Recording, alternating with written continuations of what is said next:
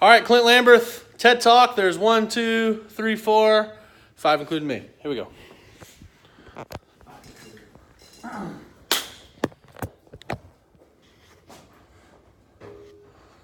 All right, so how many of you guys have ever thought, man, I wish I could be, and then fill in the blank. You wish you could be someone else. Anybody? How many of you have ever lied about your personal life on the internet, maybe? And maybe embellish just a few details about who you are to someone else so that you might look better or get something. We've all done it. And actually, the most famous way to do this is actually on dating sites. And according to datingsolutions.com, 53% of all dating profiles on the internet have some sort of false information on them. It's crazy. The second biggest way that we see people pretending to be someone they're not, and this is kind of sad, is when you see someone at the street corner and they're holding a sign and they say, homeless veteran, God bless, I'm hungry, I need some money, right? Well, according to socialsolutions.com, only 8% of homeless people in America are actually veterans. So most people you see do this, they're pretending to be someone they're not. Well, today I want to tell you a couple stories. One story of a person pretending to be someone they weren't to me, and then another story of me pretending to be someone that I wasn't, and how they both bit my butt in an awful way. All right, first story is this. On my 19th birthday, I was in Nashville, Tennessee. I'm in a Lifeway bookstore looking at Christian CDs. And all of a sudden, this big man, like bodybuilder big man, comes up to me and he leans in and he says, "Can I ask you a question?" I said, "Absolutely. What's going on?" I worked at a church at the time, so he leans in close and he says, "If you kill yourself, will you go to hell?" And at this point, I'm thinking, I'm now intimately involved in this dude's life, and I can't escape it anymore. Like, me and this guy are about to be best friends, right? So I looked at him, and I tried to give him my best theological answer I had, and then he leans in again and says, "If I tell you something right now, do you promise not to freak out?" And I'm thinking now, like, he's going to kill me. So then he says, "By 4 o'clock today, I'm going to be dead." And I look at my watch, and it's 1 o'clock. And I'm thinking, I'm spending these next few hours with this guy because now I'm responsible somehow for him, right? And so we ended up going across the street to this restaurant, and he ends up pouring his whole life out. I mean, it was so sad. He had lost his job. It was during not the Depression, but the recession. He was during the recession, and he had lost his job. It was in the middle of winter, freezing cold outside. His electricity got turned off. His water got turned off. His wife and kids had left him because he couldn't support them. They needed to go somewhere where they had food and they had heat and electricity. And he had his rent due that day by 4 o'clock. And if he didn't pay it, he was going to jump off the bridge into the water and kill himself. So he tells me this, and I had just gotten paid. I got paid $250 a week, and I had just gotten paid.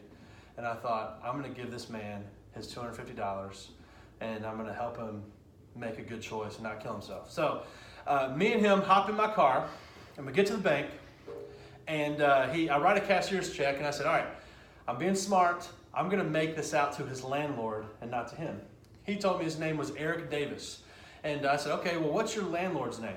He said, my landlord's name is Ani Kirk. So I made a check out for $250 to Ani Kirk. I gave it to him.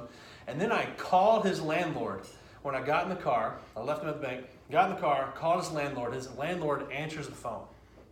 And I'm like, hey, I just gave Eric Davis $250. I need you to find him and get it so that you can give him an extension on his rent. And he said, oh, okay. And then I start questioning him a little bit because all of a sudden, Ani Kirk sounds an awful lot like Eric Davis did when I was just talking to him. So the next day, I have an uneasy feeling. I wake up, and lo and behold, I discover that Ani Kirk was an ex-felon who used to take cars across the border of Texas and sell them to chop shops. And now his scam was scamming people in Christian bookstores, asking for money, giving them sob stories. And so I gave Ani Kirk $250 for no reason, and he pretended to be someone he wasn't, and it burned me big time. And he actually is in jail now. And speaking of jail, one time, a lady used her one phone call in jail to call me. So, the other story goes like this. I'm in a van with my band. I was in a band at the time, and the driver, one of the bandmates' dads, was in the music business, and he worked for a record label. And around the record label, they had put together this CD, and this CD was made up of really bad demos that people sent into the record label, and they were terrible, like terrible. And so we were having a good time listening to these people, honestly making fun of these people. And the last track on the CD was this crazy lady that had called the record label and had left this crazy voicemail. And through the voicemail, we could tell that she thought that Keith Urban was her boyfriend reincarnated. And her boyfriend's name was Michael. So she referred to Keith Urban as my Michael. That's what she said. And so since it wasn't sold, and it was something they just gave around to the record label, she left her phone number and they kept it in because they didn't have to legally take out her phone number. So I'm 17, I just got a cell phone, and I'm like, guys, let's call this lady and pretend like we're Keith Urban. That would be hilarious.